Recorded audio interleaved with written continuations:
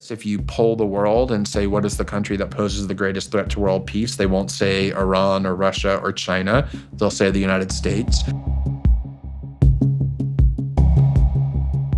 The United States has aligned itself with the world's most repressive, murderous, dictatorial regimes, not just during the Cold War, but still. Well, North Korea would be the most. Well, I mean, if you look at Indonesia or Saudi Arabia, it's hard to say that there are countries that have done worse than those countries. I'd push back a little bit on that, to be honest with you. I would say, China's probably aligned with more murder, the most murderous there was, genocide in Indonesia, Mubarak in Egypt, right? Sisi. I'll take your Sisi now. It depends on what metric you use, the right? Americans are certainly willing to engage with a lot of regimes that do things that we would not be proud of. Right. The body count in East Timor under the U.S. allies in Indonesia is higher than anything Kim Jong-un has produced. But then you can look at a metric and say, well, maybe, certainly Kim Jong-un is more repressive of individual liberties and is starving his people. So, once you're starting to debate,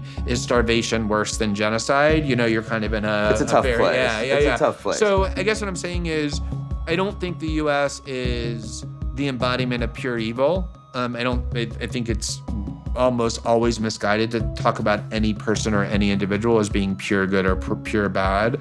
But I do think that the United States has done a lot of damage to the world that's very serious and very profound. There is a lot of sense in criticizing. True patriotism in many ways is not just the ability, but the reality of criticizing what you don't like about your country. Absolutely. Right? No question. But it's interesting to me that when you talk about America's role in the world, so far at least, you haven't brought up the fact that the U.S. provides more humanitarian aid than any other country in the world. Now, of course, we're the richest too. Right. But in part, one of the reasons why a lot of countries don't like the United States is because we're the richest and most powerful.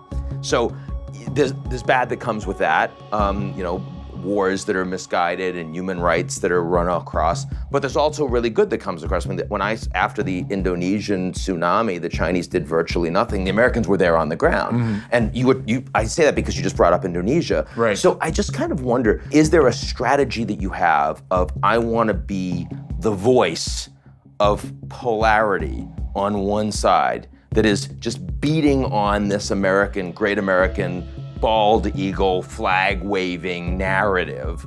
Or is there utility in actually showing both the good and the bad, knowing that there's a lot of both that comes from talking about a country like the United States? As a journalist or as just a public voice, I do sometimes try and assess how best I can contribute things. And one of the metrics I use is what ideas ought to be recognized and thought about that are being obscured by some kind of prevailing orthodoxy. So I think in general, as human beings, because from an evolutionary perspective, we're tribalistic, we're inclined to think of our tribe or our faction or our group, whatever we identify with, as Americans or as Christians or as whatever is part of our identity.